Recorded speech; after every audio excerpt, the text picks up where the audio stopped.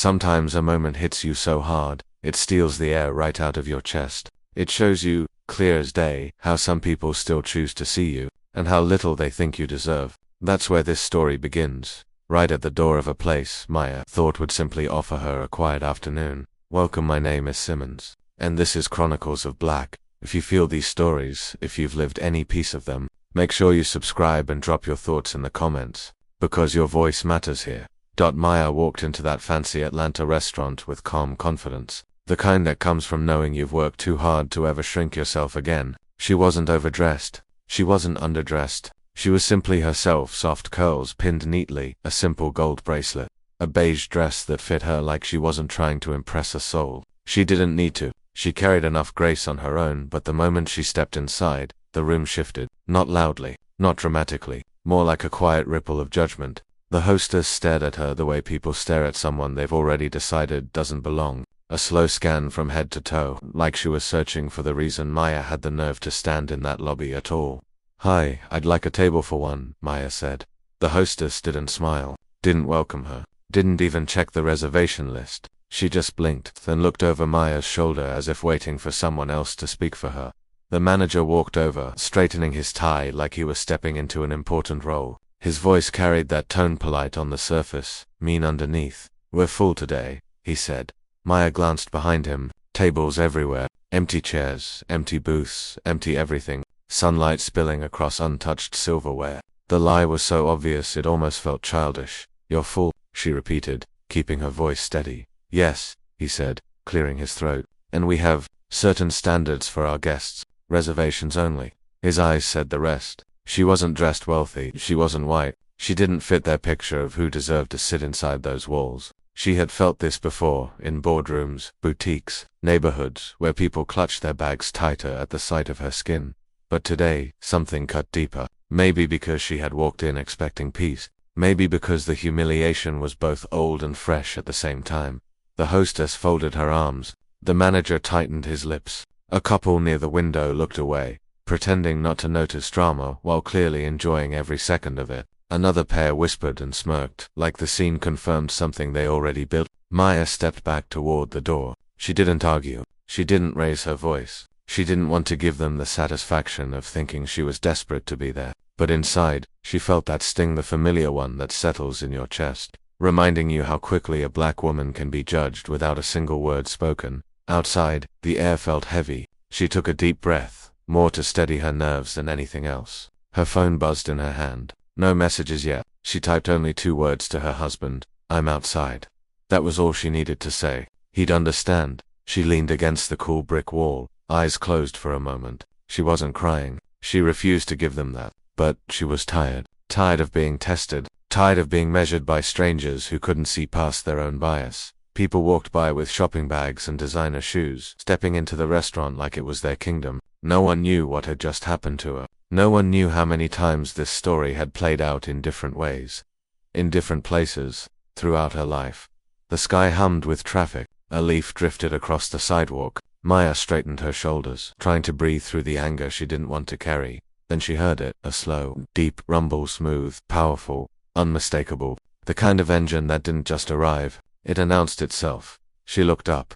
A long black Bentley turned the corner, gliding toward her like it knew exactly where she stood. Heads turned. People paused mid-step. Even the restaurant staff peeked through the windows. The car pulled up to the curb, stopping directly in front of her. The door opened with a quiet click. Her husband Ezra stepped out. Tall, composed, the type of man whose calm presence made people straighten up instinctively. A man who built his wealth quietly, without ever needing to show it off. A man who knew how often his wife faced disrespect that money couldn't shield her from. He looked at her, just one look, and knew. Maya swallowed hard. She didn't want to say it. She didn't want to relive it. But she didn't have to explain the whole thing. She just whispered, "They wouldn't seat me." Ezra's jaw tightened, not in rage. In disappointment, in the quiet anger of a man who's seen his wife shine through a world, determined to dim her light. He held out his hand. "Walk with me," he said softly. And just like that, the story shifted. The moment that humiliated Maya was about to expose everyone who thought they could define her worth. The Bentley sat behind them, gleaming under the afternoon sun. People stared, some out of curiosity, others because they could sense something was about to happen. Ezra guided Maya back toward the restaurant door, and the staff inside scrambled like someone had shaken their entire world. Suddenly the restaurant didn't look full anymore. Suddenly the empty tables were a crisis. Suddenly the woman they shoved out the door was someone they desperately wished they hadn't judged, but they had no idea who she really was, and they were seconds away from finding out. As Maya walks beside Ezra, the hum of the city fades for a moment. She can feel every stare, every whispered glance, every judgment that lingered in the air before she even crossed the threshold. And yet, inside her, a quiet strength rises. Not the kind that shouts, the kind that survives, quietly, through generations. Maya remembers her grandmother, Ruth. She was a woman who had spent decades cleaning houses for families who would never let her touch their silverware, who kept bathrooms locked when she needed to use them. Ruth came home every night with aching knees and hands raw from scrubbing floors, but she carried herself like the world had to notice her anyway. She hummed gospel songs while cooking dinner, a song for each wound the world had inflicted. Maya grew up listening, learning that dignity could be a weapon just as sharp as any word or act of defiance. Her mother comes to mind next, a woman who raised 2 children while working 2 jobs, always moving faster than exhaustion could catch her. She was followed in stores, questioned in job interviews, doubted by colleagues. People whispered behind her back as if she didn't deserve the promotions she fought for. And still, she carried herself with pride. She taught Maya that intelligence and patience could coexist with rage. That resilience was not a choice, it was survival. Maya thinks about herself, about the long nights studying while her peers slept, about the endless rejections she turned into fuel, about the microaggressions she swallowed like bitter medicine just to survive in rooms that didn't want her. Every glance that doubted her, every door that shut in her face, every whisper that tried to make her smaller, she carried them all and transformed them into purpose, into power. Ezra walks beside her, calm and observant, sensing the layers of memory and pain she carries. But he doesn't speak immediately. Sometimes words aren't needed. Sometimes just being there, steady, lets the storm inside someone settle long enough to see clearly. She remembers how many times he had worked hard just to be questioned. Why are you so ambitious? Why are you so loud? Why do you take up space that could be better used? She remembers the sting of hearing people assume she had help she didn't have, that she couldn't have gotten here on her own merit. And yet, here she is, more than merit. She is brilliance, wrapped in the quiet armor of 1,000 lessons learned the hard way. Ezra finally speaks, his voice low, steady. Maya, he says, you should know something. No one has the right to treat you this way. But it isn't just about them. It's about every story they think they can rewrite about who we are. She glances at him, half smile, exhausted but grateful. Sometimes I wonder if anything will ever change, she whispers, if people will ever see us as we are, without all the assumptions. Ezra looks ahead, thoughtful. It will, not because they want to, but because we'll make them see, because we survive, because we rise, and sometimes, you have to show them, in the quietest or loudest ways, that we won't be diminished. They pause at the curb, and Maya watches her reflection in the Bentley's polished black door. She sees herself not just the woman humiliated outside that restaurant, but the granddaughter, the daughter, the professional, the fighter. Every moment of struggle etched into her features like a map of survival. Every lesson learned, every slight endured, every injustice absorbed and transformed into clarity. She thinks of the countless women like her, women who had been looked down on, dismissed, and underestimated. Women who had fought silently, who had bent but never broken, who carried history in their blood and resilience in their bones. They were everywhere, and yet nowhere, invisible to the eyes that refused to see them, powerful in ways the world often failed to measure. Ezra opens the car door for her, but she doesn't step in just yet. She takes a deep breath and allows herself a moment to process. Not rage, not humiliation, just reflection, understanding that wealth, status, even influence doesn't erase prejudice. It doesn't protect her from every harsh glance or whispered judgment. It only magnifies how ridiculous the prejudice truly is. Maya thinks about how this moment will feel later, not just to her, but to those who tried to push her out. She doesn't want revenge. She wants truth. She wants dignity recognized. She wants people to understand that being judged for who she is will never define her worth. Her phone buzzes again. Ezra sees it, raises an eyebrow, but doesn't ask. He knows. Some things can't be explained, they must be felt. He steps beside her quietly, letting her collect herself, letting her remember the stories she carries in her veins. Every unfair glance she endured, every subtle exclusion, Every silent accusation that she didn't belong. This is the moment where all of that starts to collide with the reality of who she really is. And who she really is not a victim. Not today. Not ever. Maya finally steps toward the Bentley, her movement deliberate, calm, purposeful. She isn't escaping humiliation. She's acknowledging it. She's owning the pain and letting it fuel the next step. Ezra follows. Doors open, silent but present. Together, they become the story they've always been, not defined by the eyes that doubted them, but by the strength and resilience carried through generations. As they drive away, Maya lets herself think one final thought before the engine swallows the sounds of the street behind them. This is more than a moment. It is a statement, a quiet, undeniable truth. The world may still try to push you out, but it can never take what you've built, what you know, or the legacy you carry. The Bentley idles in front of the restaurant like a quiet announcement, a presence the staff can no longer ignore. Maya steps out with Ezra beside her, the afternoon sun glinting off the polished black paint. Heads turn inside, whispers start. A few patrons glance over with curiosity, some with recognition, and attention hangs in the air thick enough to taste. Maya takes a slow, steady breath. She is no longer the woman pushed to the curb. She is every woman who has ever been made to feel small. Every daughter who was told she didn't belong. Every mother who carried the weight of prejudice silently so her children could survive. She doesn't speak yet. She doesn't need to. Presence alone can be more powerful than words. Ezra's hand finds hers, a grounding force. He leans closer, quiet, deliberate. "Tell me what happened," he says. Maya recounts it simply. The hostess, the manager, the empty tables, the polite lie, the humiliation. She doesn't embellish. She doesn't shout. She doesn't demand justice yet. She just tells the truth. And in that truth, Ezra feels the weight of history, the subtle but undeniable force of prejudice that money alone cannot erase. He nods once, calm, controlled, and then he begins to walk with her toward the entrance, each step deliberate, measured, as though he is marking the distance between injustice and accountability. The staff notice, finally, that the woman they dismissed is not alone, that the man beside her carries influence, wealth, and authority, but more importantly, that he carries intention. The manager straightens, suddenly aware, eyes darting from Ezra to Maya. "Can I help you?" he asks, voice faltering. The practiced smile is gone. The confidence that came so easily when they thought Maya was powerless evaporates instantly.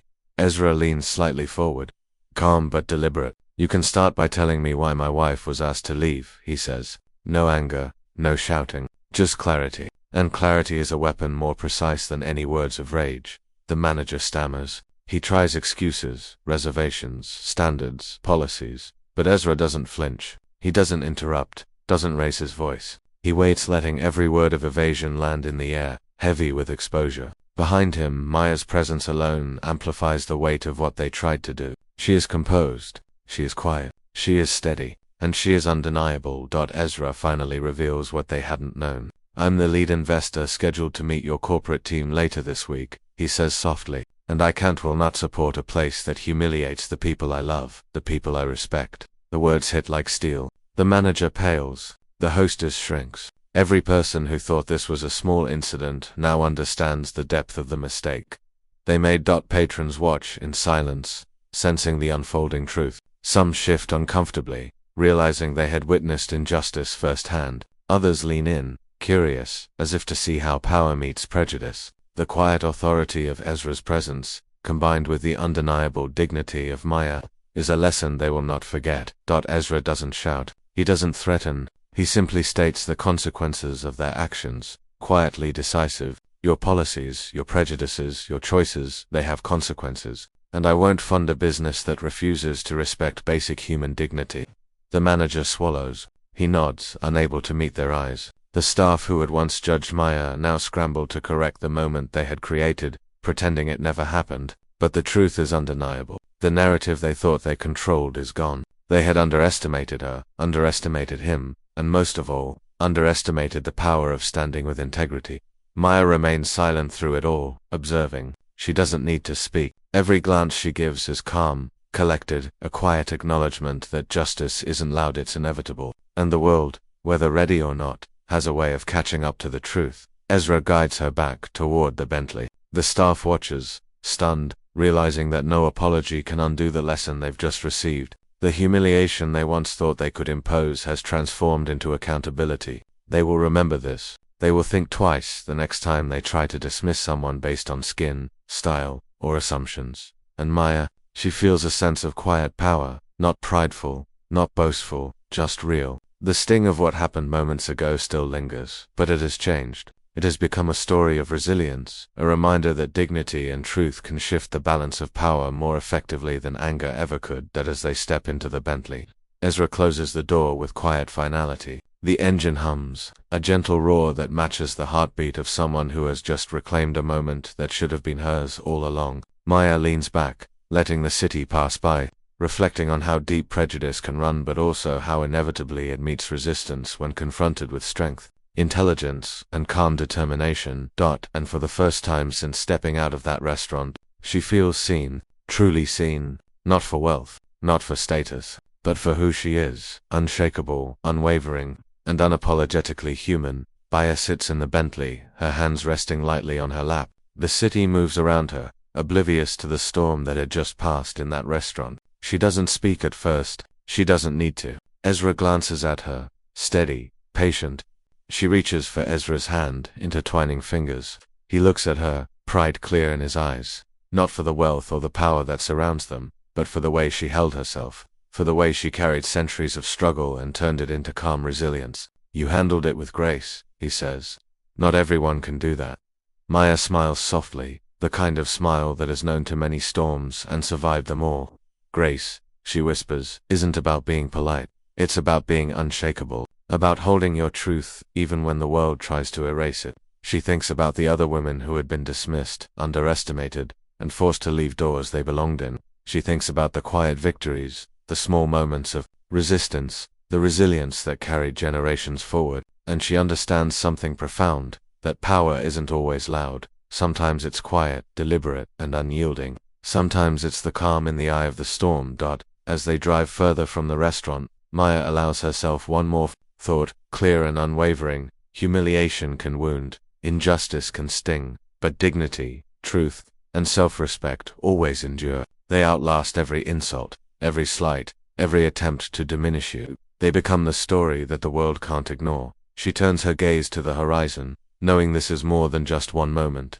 It's a signal, a reminder, a call to every woman who has ever been dismissed. The world may still try to push you out, but it can never erase your worth. And when you carry yourself with integrity, even the smallest act of grace becomes a quiet revolution. Maya leans back, exhaling. She is calm now, resolute, unshaken, not because the world changed, hasn't, but because she did.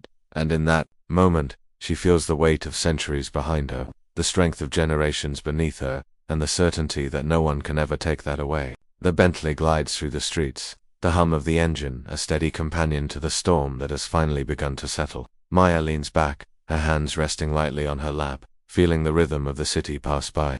The humiliation, the whispers, the judgment, they no longer cling to her. They were moments in time, fleeting, powerless against the weight of who she is. She thinks about the women who came before her, women who were denied the simplest dignity, women whose brilliance was dismissed, women whose voices were muffled by prejudice. She sees their faces, their struggles, their sacrifices, and she realizes something. Every slight, every injustice, every act meant to diminish her was never about her. It was about the fear of those who could not bear to see a black woman rise. Ezra glances at her.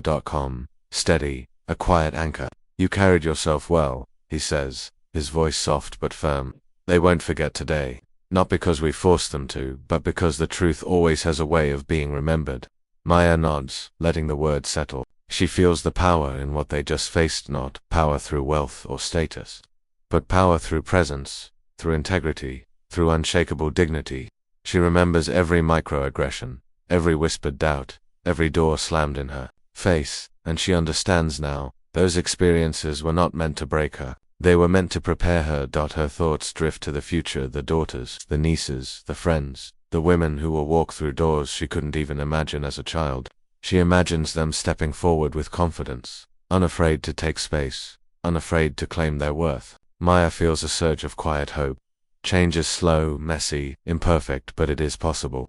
And it starts with moments like this, when dignity refuses to be silenced. She takes a deep breath, feeling the city lights begin to flicker as evening approaches. We rise anyway, she whispers to herself, a mantra passed down from generations who refuse to bow.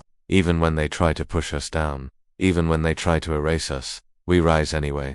Ezra reaches over and squeezes her hand, a silent acknowledgement that they are in this together, not just as husband and wife, but as partners in life, in struggle, and in triumph. He doesn't need to say it aloud. The connection, the understanding, the shared resilience, it speaks louder than any words could. Maya's mind returns to the restaurant, the staff, the patrons, the manager who thought he could dictate her worth. She doesn't feel triumph or malice toward them. She feels clarity. She knows the world will not always welcome her, will not always recognize her, will not always respect her. But she also knows something stronger. Her worth is not determined by their eyes. Her dignity is not negotiable. Her power is not measured by approval. And in that realization, a quiet victory blooms. Not loud, not flashy, not performative, just real, just true, just enduring. Maya looks out the window, the city stretching ahead of her like a promise. She sees opportunity, resilience, and possibility woven into every street, every corner, every shadowed alley where someone like her once felt invisible.